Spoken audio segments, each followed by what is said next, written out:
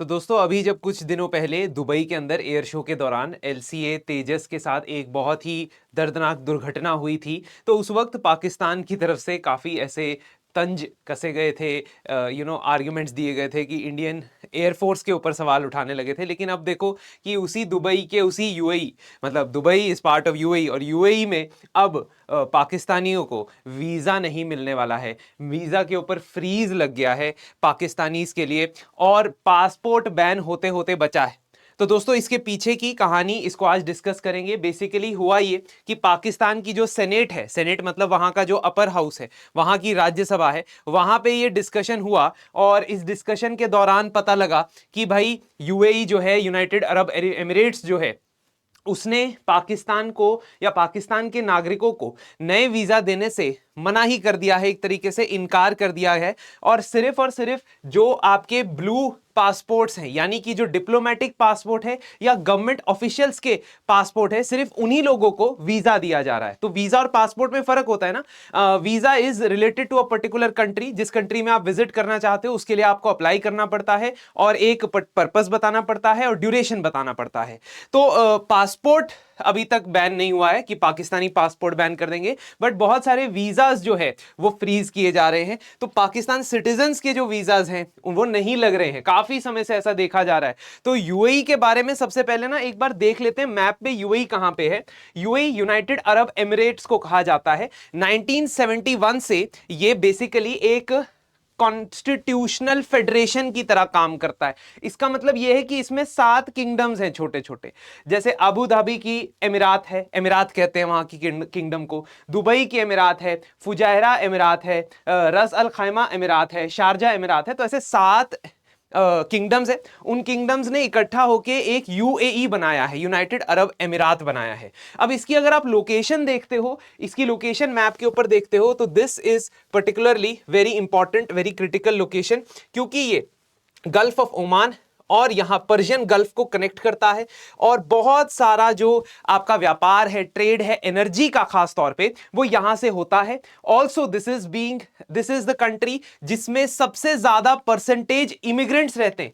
तो 88% of UAE's 88% of UAE's population is foreign born immigrants हैं। और इमिग्रेंट्स के चलते या इमिग्रेशन के चलते एशिया के अंदर या साउथ सेंट्रल एशिया से वहां 35% इमिग्रेशन होती है। टोटल इमिग्रेशन का 35 to 40% इमिग्रेशन वहां साउथ और सेंट्रल एशिया से होता है, जिसमें मेजॉरिटी भारत और पाकिस्तान से होता है। अब आपके मन में सवाल आएगा कि कहने को तो यूएई अच्छे रिलेशंस मेंटेन करता है पाकिस्तान से, इंडिया से भी करता है, इंडिया के रिलेशंस को भी हम आगे डिस्कस करेंगे, लेकिन ऐसा क्यों है? Why is it so that UAE has said कि हम वीजा नहीं देंगे पाकिस्तान के लोगों को? अच्छा, एक मुझे कमेंट में जरूर बता दो, इस पर्टिकुलर लोकेशन को क्या कहा जाता है ना? क्या कहा जाता है? क्या आपको पता है? ये जो पैसेज है इसको क्या कहा जाता है? कमेंट्स में मुझे जरा बताओ, है ना? Let's move on to the next discussion, that is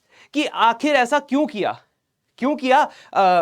इनके साथ, शहबाज शरीफ साहब के साथ या बिलावल भुट्टो के साथ। देखिए, एक्चुअली प्रॉब्लम यह है कि एक मेजर कंसर्न है कि ऐसा पहली बार नहीं हुआ है, ये सऊदी अरेबिया भी कर चुका है। सऊदी अरेबिया ने बेसिकली पाकिस्तान के जो नागरिक थे या पाकिस्तानी वीजा पे जो आए थे, ऐसे 5,000 लोगों को वापस भेजा था पाकिस्तान। और पता चला वो वही चीज कर रहे हैं जिसके लिए पाकिस्तान को वर्ल्ड फोरम्स के ऊपर भी सवाल उठते हैं, that is begging. They are begging. और 5,000 पाकिस्तानी बेगर्स को वापस भेजा गया by Saudi Arabia. This happened somewhere in 2025।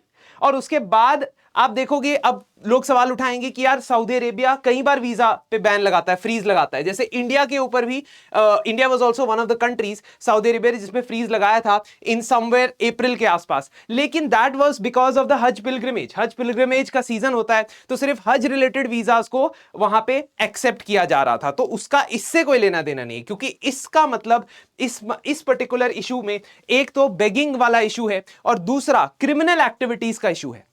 बहुत सारे पाकिस्तानी एक्टिविटीज जो पाकिस्तानी सिटीजन्स वहां जाते हैं उनके ऊपर यह आरोप है कि वो क्रिमिनल एक्टिविटीज के अंदर इन्वॉल्व होते हैं, क्रिमिनल गैंग्स के अंदर इन्वॉल्व होते हैं, और इसकी वजह से भी यूएई का कहना है कि हम उन्हें वापस भेज रहे हैं, we are sending back the Pakistanis because they are involve in criminal activities. ऐसा खुद पाकिस्तान की सेनेट के अंदर यानी पाकिस्तान की पार्लियामेंट के अंदर एक्सेप्ट किया गया है।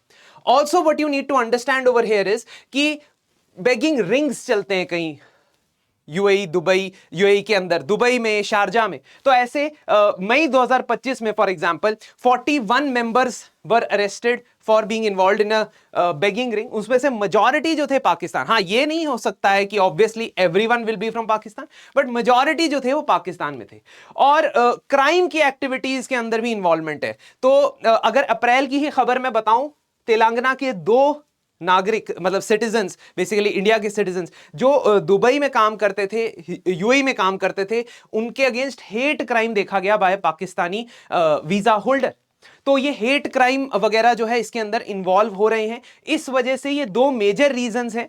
इसके अलावा forged documents, false educational qualifications, ये सब बता के वहां पे जाया जा रहा है। तो कहने को तो on the surface of it UAE and Pakistan I have good relations, but कुछ ना कुछ इश्यूज वहां पे इमर्ज हो रहे हैं। मीनवाइल इंडिया और यूएई के बीच में अगर हम बात करें तो इंडिया और यूएई के बीच में हम जब रिलेशंस को सोचते हैं ना, हम सोचते हैं कि गल्फ की कंट्री है ना, पर्शियन गल्फ के आसपास की कोई भी कंट्री है, तो 2 ही चीजें हो सकती हैं, 2 ही डायमेंशंस हो सकती हैं जिसके बेसिस पे दोस्ती हो। और वो डायमेंशंस हम सोचते हैं एनर्जी, और हम डायमेंशन सोचते हैं कि लोग वहां जाते हैं, बहुत सारे लोग जाते हैं, मैक्सिमम एक्सपैट्रिएट्स जो है भारत से बाहर जाने वाले लोग वहीं जाते हैं, काम करते हैं, मजदूरी भी करते हैं, कुछ अच्छे व्हाइट कॉलर जॉब्स में भी जाते हैं। तो लेकिन अब पिछले कुछ सालों में इनको डाइवर्सिफाई करने की कोशिश की गई है, starting from 2015 prime ministers visit to UAE. और डाइवर्सिफिकेशन में 2022 में भारत और यूएई ने एक comprehensive economic partnership agreement CEPA sign किया था, जिसके बाद पिछले साल यह देखा गया कि भारत और यूएई के अंदर जो ट्रेड है ना, जो टोटल व्यापार है वो $100 बिलियन हो गया। हालांकि अभी भी एनर्जी को लेकर बहुत ज्यादा जो है चर्चा चलती है इनके रिलेशंस में, क्योंकि ऑलमोस्ट टॉप 5 जो एनर्जी इंपोर्टर्स हम जहां से इंपोर्ट करते हैं उसमें यूएई हमेशा आता है, हर साल आता है। Every year it comes either on the 4th position और 2nd position as far as crude oil और natural gas imports are concerned. लेकिन अब इसको डाइवर्सिफाई करने की बात हो रही है। रिसेंटली जुलाई 2025 में इंडिया यूएई का नॉन ऑयल ट्रेड यानी व्यापार apart from oil will be $100 billion, और इस पर्टिकुलर जगह में इन्वेस्टमेंट होने वाली है, और बहुत सेक्टर्स जैसे कि waste management, data centres, defence and space, fintech, tourism, इसमें डाइवर्सिफिकेशन आपको देखने को मिलेगी। और इंडिया की जो एंगेजमेंट है यूएई के साथ, गल्फ के साथ, वो इसलिए भी इंपॉर्टेंट है क्योंकि स्ट्रेटेजिकली हम चाहते हैं कि ऐसे ऑर्गेनाइजेशंस जैसे ओआईसी है ना, ऑर्गेनाइजेशन ऑफ इस्लामिक कोऑपरेशन, या यूनाइटेड नेशंस में कहीं ना कहीं हम गल्फ को अपनी तरफ किसी ना किसी तरीके से इन्फ्लुएंस कर पाए। अब आपसे एक सवाल है, एक क्वेश्चन मैं पूछना चाहता हूं आपसे, जिसका आप कमेंट्स में मुझे जवाब देंगे। इनमें से कौन सी bilateral joint military exercise UAE और इंडिया के बीच में होती है? बायलैटरल मतलब 2 कंट्रीज पार्टिसिपेट करती हैं, और यूएई और भारत इसमें से एक एक्सरसाइज है, एक मिलिट्री एक्सरसाइज है जिसको ट्रंप साहब वॉर गेम्स बोलते हैं। तो इनमें से कौन सी वो एक्सरसाइज है मुझे कमेंट सेक्शन में जरूर बताइएगा, और ऐसी और खबरों के ऊपर हम अपनी नजर बना के रखेंगे। धन्यवाद, thank you and have a very nice day ahead.